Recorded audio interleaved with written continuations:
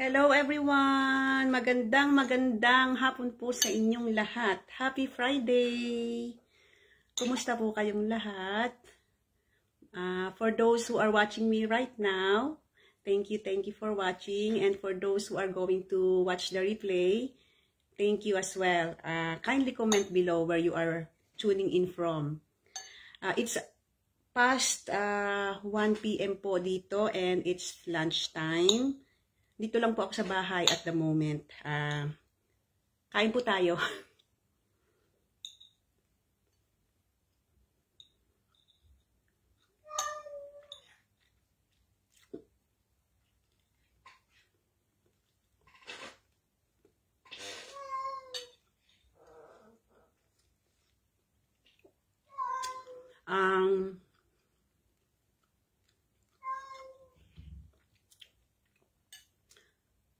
Ngayon lang po ako, madalang po akong kumain ng kanin. Pero sa ngayon po, masarap po yung yung sabaw ng pork steak at pork po. Naubos ko na yung onion kasi masarap ang onion sa pork steak. So, grateful lang po ako dahil syempre meron na ginising uli ako ni Lord ngayong araw na to na may ibang tao na hindi na nagigising from their sleep. So, grateful ako at meron na namang panibagong pag-asa at panibagong buhay na ating pwede i-enjoy kung anong meron tayo. So, ang dami-dami pong we have loads of business blessings sa community. Imagine every day, people from Canada, Australia, New Zealand, Ireland, USA, kahit saan pong bahagi ng mundo, they are joining our business. Maybe siguro dahil they are looking for something. Maybe it's the flexibility of time na pwede nilang magkakaroon sila ng time para sa sarili nila o para sa mga gusto nilang gawin sa buhay nila or spending more time with the family. So, iyon po ang kagandahan ng business na to. Kasi kahit po nagwo-work pa kayo, since our training is in video form, so pwede nyo pong gawin on your available time. Yun po, at hindi ko po kayo mag-iisa talaga sa business na to, journey. Dahil meron po kayong one-on-one mentoring and global supportive community. Napakaganda po talaga ng business na to. At pasensyanahan nyo na po ako kung palagi po akong puro business ang sinasabi ko dahil gustong-gusto ko lang po talaga i-share ang life-changing opportunity na ito sa lahat ng mga nakakapanood nito. So, iyon po, grateful po ako kasi sa totoo lang po, kung marirealize natin ang buhay, hindi naman po palaging work, di ba? So, gusto natin na i-enjoy yung mga time natin with our family, makatulong tayo sa ibang tao, yung bang na-relax, yung parang life na meron kayong peace of mind, hindi puro na-stress kayo, kaka-work, na wala na kayong time sa sarili nyo at sa family nyo at sa mga gusto nyong gawin. So, meron po tayong choice. We always have a choice. It's either you can do what you want while doing your work, and this business is a best plan that you can have. A plan B that you can still have your work while doing it, and later on it will be your plan A. So ngayon po, I'm just grateful na marami pong taong nag-join. Grateful po ako na marami po kaming taong natutulungan na magkaroon ng chance na mabago ang buhay nila o ma-achieve ang kanilang dream. Dahil syempre, napakaganda po na kahit tayo ay tumatanda na, kung meron pa rin tayo pong gustong gawin sa buhay natin, hindi pa huli ang lahat para ma-achieve yun. Kasi isa po ako sa katunayan nun, I'm already 54. And I didn't realize na nung mga nagtatrabaho ako parang na-feel ko na parang yung feeling na parang nawawalan kayo ng pag-asa kung palaging ang buhay nyo is yung puro work, yung ganon, yung parang wala na kayong time sa sarili nyo. Pero I'm grateful na tatagpuan ko po ang business na to. And I know that feeling na parang nakakawalan ng pag-asa, pero meron pong solusyon. Napakasalamat po talaga ako sa Diyos at nakita ko to. Dahil kung hindi po dahil napakahirap nung nung nabubuhay kayo ng yung parang maraming tanong, what if? So, ayun po. Sa ngayon po, kanina, nagpapasalamat din ako dahil dito sa isang new business partner po sa aking team. She's already 62 years old po. She is 62 years old, and to think na she is at that age and still want to start her own online business. Very inspiring yon in a sense na yung ibang tao sa 62 siguro gusto na lang nilang mag-retire. Pero siguro si ate na to, si Ate Melly, gusto niya rin may mangyari sa buhay niya. Kaya po siya ay nag-decide na mag-open ng business niya. Siya po ay healthcare assistant dito sa Ireland, and tulad ng mga healthcare assistant, mga nurses, meron po silang mga time na yung 4 weeks night shift, and then tapos 3 days sa other week, may mga ganun pong time. So, syempre, mahirap po yung may mga shifting schedule, lalo na pag may family. Kasi kahit mga may okasyon, hindi natin maayawan yung work kasi we need to work in order for us to survive and to earn money. Pero syempre, sa totoo lang, siguro na-realize niya na she needs to do something. So, ang nakakatuwa po siya, she is really willing to learn. Kasi po sa business na to, you will be successful if you are really willing to learn, you are coachable, you are consistent, and you are doing your best to do this training. Kasi ang training po namin na andyan lahat. Talagang napakadali po siyang follow. Pero yun nga po, na andito po ako para mag-guide sa inyo at mag-help. So kanina po si Ate Melly, for the past few days na po, sinusubaybayan ko po siya para makaset up ng business, and I'm just really happy for her. Kasi she is now open sa business niya. Meron na po siyang website, and pwede na niya i-open na siya, pwede niya na i-share to sa kanyang mga kakilala, or pwede na siyang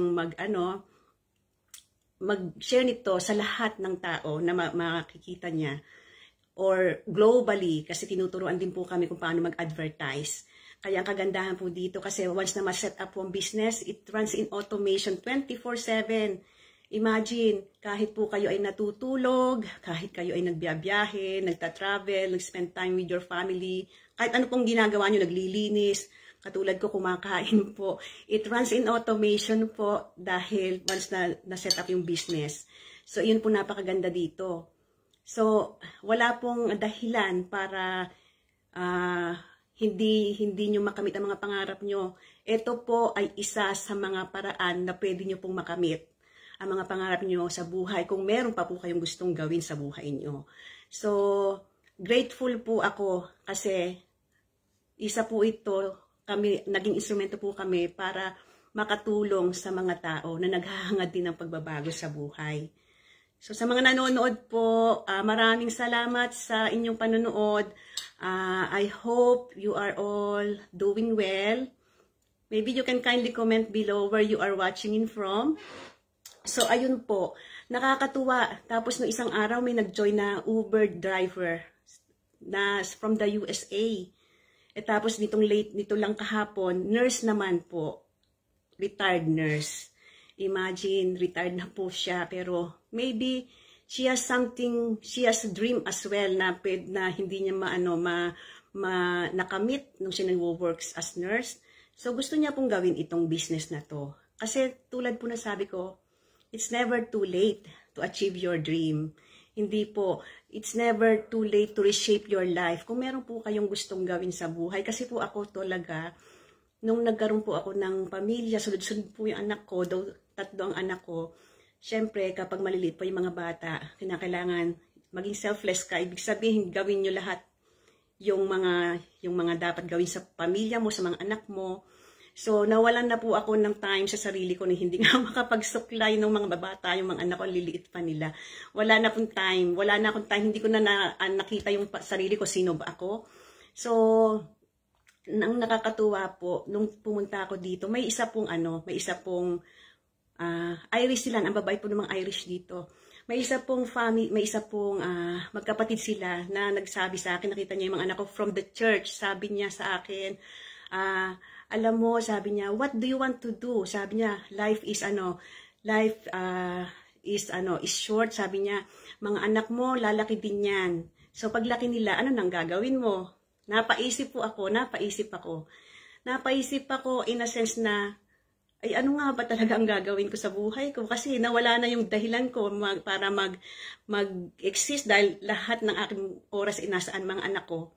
Sabi ko, ano nga pang gusto kong gawin? Kasi diba, puro pag-aaral tayo, tapos pag nakarating ka dito, or yung mga nagpalaki ng mga anak, so nawala ka na sa direction yung sarili mo, para sa sarili mo, nawala na yung sarili mo kasi.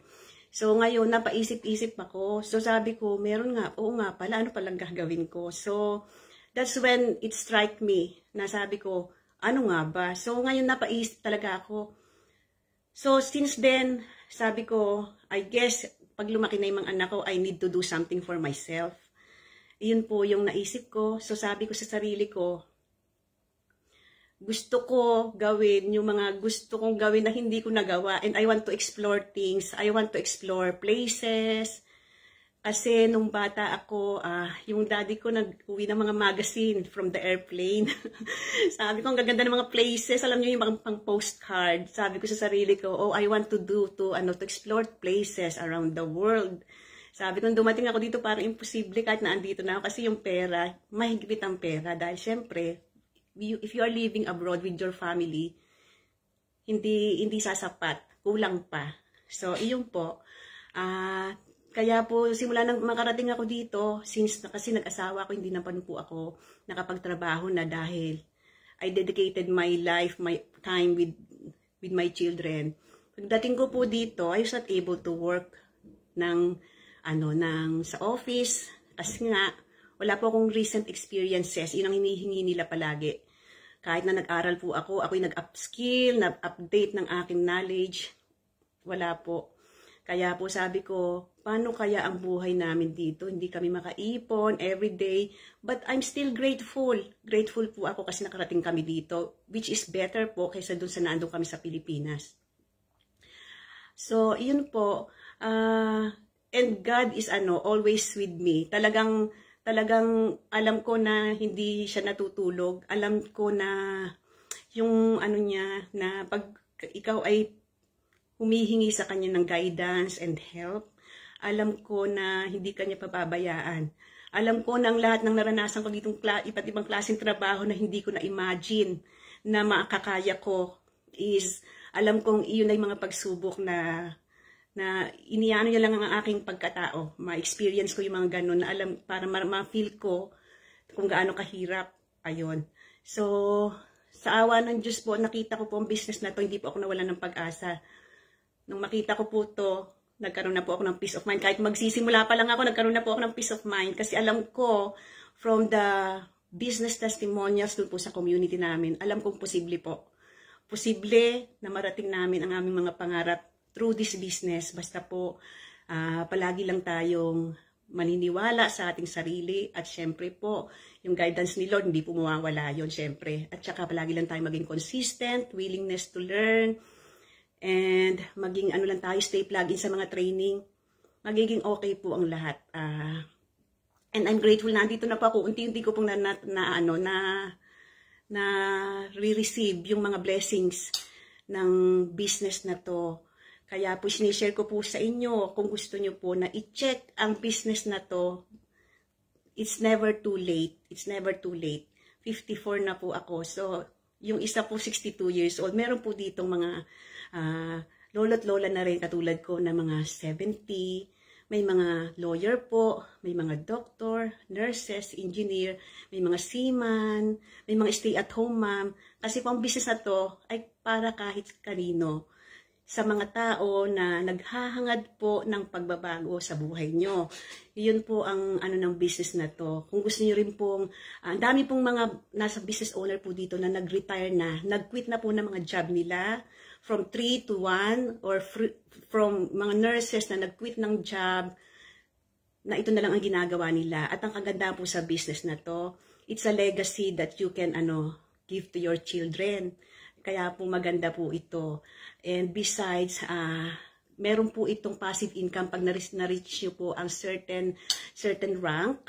Meron pong passive income ito na for a lifetime. Imagine it. Meron pong passive income na matatahimik na kayo kasi alam nyo na meron kayong marireceive monthly. Parang pension pero ano po, for a lifetime na pwede rin sigurong i-ano sa inyong anak. At yun nga po, ang kagandahan dito, through this business, hindi lang po para sa akin, kaya ko ito ginagawa.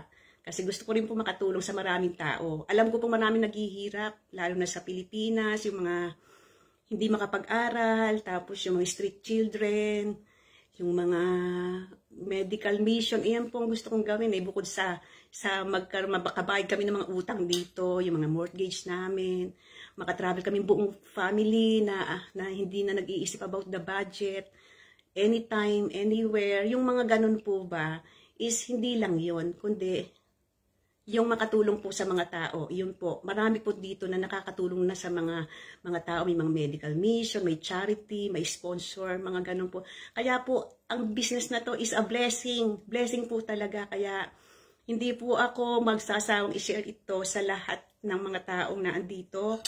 Kasi po, it's a blessing. Blessing from God po talaga. Kaya, I hope na just think about it and maybe you can check this out through my website www.roselampilocchio.com. Iyon po, i-check nyo lang po kasi wala naman pong sapilitan dito. Gusto ko lang pong i-share lang talaga kasi nasa inyo rin naman po kung gusto nyo itong gawin o hindi.